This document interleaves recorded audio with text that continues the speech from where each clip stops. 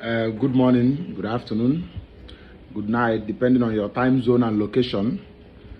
This is Abalanzo Onyeko Kenge Egwu. Abegokwa m ka nsi abịa. Asị m ka ọmaka meela anyị tata.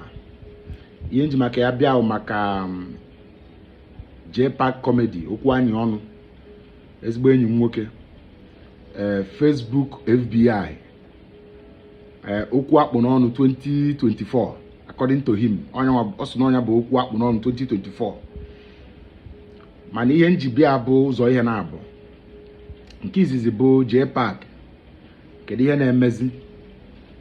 Omego 72 hours ebe oge ebubo na space ịbụ FBI na ya. Na space ịbụ okwu anyị ọnụ, and you have not said anything about it. Your silence is sending a signal. Yes, because iburu onye na-agba nkịtị, ọ bụ na onye na-agbawaga nkịtị na-anọlụ onwe anyị asị na onye ya nwere efe ndị mmadụ, na onye anọwe ya na nwere efe ndị mmadụ, na ihe unu na-akụ nkọsi unu anọlụ onwe unu. But gụnwa bụ onye, gụnwa bụ chief of staff ndị saga, gụnwa bụ mpa ndị saga. Your silence is sending a signal. You cannot just be silent in a huge matter like this. Ogechi Njaka said that mgbe eji gị na alabo na ha kpọọ gị na phone na gị na ha nọ call, ewesị gị ka gị kpọọ Ifeanyi ụba ka ọ bịa gbapụta gị, isi ha mba si chọba onye ọzọ na ị chọrọ onye ọya bụ mgbe ọbụla ị kpọrọ ọsị gị bend ya otele, mgbe ọbụla ị kpọrọ ọsị gị bend ya otele, according to her words. And the lady pụtakwa kwuo that na in case you want to make case, na ihe onye Igbo send ya doctor ya, send ya doctor gị ka enene ike gị. Ọ bụrụ na ife ababara n'ike gị na emebere baby oil ma smoothie, na ya ga-akwụ gị damages ọ bụ na ịkpọrọ afa. Ihe a opportunity to make good money. Mana ọ bụrụ na ife abagogo nwa akwụ ọnya, this is a very big challenge that is not healthy for you if you keep silent. Because ama m na inwe eme na a ga-eji gbasaga enego m anya Uncle IB enwere ezigbo ihe o mee na video, not just welo video ya mee prank. Top O enwere ezigbo ihe ọ na-akọ. Ebony Son have not done anything about this case, this issue. So kedu ihe na-eme? Your silence is sending a signal. Do you get the point? Ịma na test go ndị ụka na test ya ndị omenala na ihe dị iche. Yes, because ama m ihe na-eso okwu. Ihe na-eso okwu nwere alụzi ihe ọlụ, but ọ bụrụ ebe m bịa ije na the allegation dị too heavy. So mgbe mmadụ na-ekwu that na esi ya, ọ bụrụ na esiri ya ịpụta petition ada agala ọnụ, you hit a petition, then ya kpọta dọkịta ya ahụ ọ sị na ọchị ịkpọta, like ọhụụ na ọmụnwa ọ ga-akpọta dọkịta ya, I'm ready, kpọọ dọkịta gị bịa ka ije ụlọ ọgwụ, mkpọ my own doctor. I will turn my booters for them. Let them check it. Because check is here, doctor ya confirm one, can I confirm one? Okay, but when you shy away from all these challenges, you know what they're saying will appear to be truth. These are people gonna haluko. Kunra wena haluko na atunda ya biabulaka. You understand? Mgbe aha gị na otegokwa ịgwa ha na ihe akịta otego ịgwa ihe, but they never use it against you until you have a problem with kedafia nke a na-eje ụka na alụbitas. That is when they now open it up and know that you are now onye semo.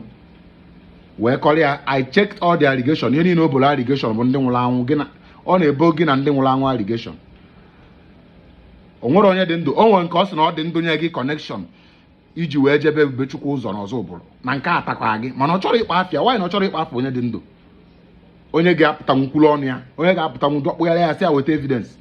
Then gụnwa bụ FBI, Facebook FBI, for you to be silent dịkwa very very risky. You cannot be silent on this issue. Kpopụte facts. Kpopụte facts. It has been 72 hours. And your silence is sending a signal. It's not healthy for you. Because these people this lady tosa gị ọbụghọ people maka ofu onye ka anyị nụrụ n'ọnụ ya nụbe n'ọnụ mmadụ na-abụ this lady tosa gị because gịnị ya nwere ihe unu na-akpa mgbe unu na-agbasa ga ndị omenala ọ bụrụ your ally now ịchọzi ime imegide ndị aka ha dị ọcha ịchọzi ịchụgharị ndị omenala ịchọzi iso ha agbasa ga omenala because maybe since ijecha Egypt ifụ some truth in life ikuluzi down mee ihe niile mana ihe niile asokwa na ndụmọdụ na-enye gị mgbe anyị na-agbasa ga. But I was thinking it will come on the side of assassination. I think na ụfọdụ ya akpasi ego Facebook ha agaghị adị ndụlie. Amarọ m na a ga-eme gị to the extent na ị ga-adị silent na social media. Ihe a bụ ịma kama bụ beach kama na-abịa na mgbe ọ na-abịa bụ ogbu onye mgbe mbọsị ndụ na-atụ ya ụtọ.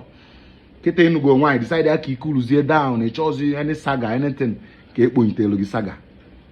Ifu gị ije ụwa ifuru ije ụwa ya ka o ji adị mma onye nọdụ n'iru akwụkwọ a ọ mara ihe ọ na-eme mgbe ị na-eme na-eme ka ego ọ na-atọ gị ha na-ajaghịrị gị na-eme ka ego ndị a na-ajaghịrị gị na-atọ tọsalụ ngwugwu gị n'afịa tọsa ngwugwu gị na ha kọrọ n'afịa ọgụ maka ọ dịziri ịbịa gwa anyị na gị na ha ka ọkwa ụdị ihe ha because as they were saying they are talking like people that are sure they are talking with boldness so you need to come out with your own boldness.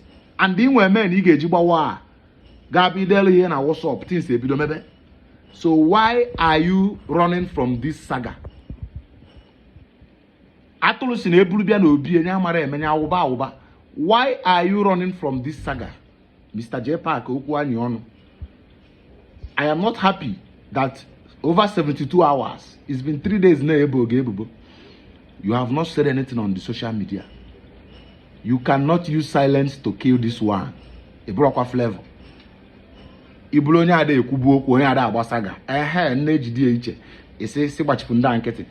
The more you keep silent, the more the allegation is appearing to be truth. Yes. Because we know you as chief of staff, FBI, Facebook FBI. In aba n'ime deep information, web information, digging out. Osia n'iru akwụkwọ kedu ife na-emezi agbaraze na-ajụ kedu ife na-emezi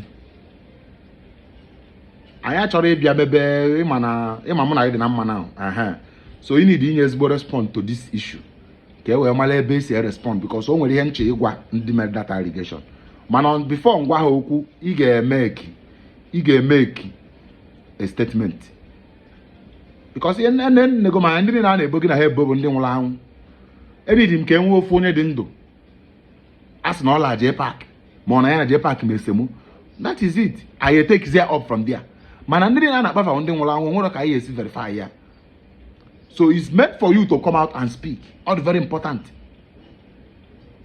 onye nyekwana gị advice na okwu a na ihe eji silent wee menyụ ị gaghị emenyụkwa with silent o a ga-edelu gị ya na board anytime ịpụta mee prim na Facebook elotelu gị dịsa okwu so ị need ịpụta kwuo okwu n'okwu a so zụọ afọ ị na-azụ na China yọtago ị natabakwa iweta m ife o I like him that machine bu electric if you are coming back bring it for me but remember first thing first you can respond to this issue in China mana ọ nwere ịchọghị isi ya in China batawa ịbatara ana mee video to address what is happening on the internet all the very very important yọtago maka na anyị ma na aka agwagharịgo and anyị ma na agbabago gị mgba mana ọkwa ihe onye mete na-eso malụkwa amalụ na ihe mete na-eso gị mgbe a na-agbakwa bụ ihe imete ọkwa ndị enyi gị na-agba gị dị mgbe ọ bụ ọkwa mụnwa mana ị dị ịpụta ka ego ha weta voice note or evidence ha ya weta phone conversation of that mbọsị ịgwa ha dịtin ọ ka nwoke si eme ihe ịghọtago ị gaghị agba nkịtị ịgba nkịtị ọgbalụ nkịtị kwere ekwe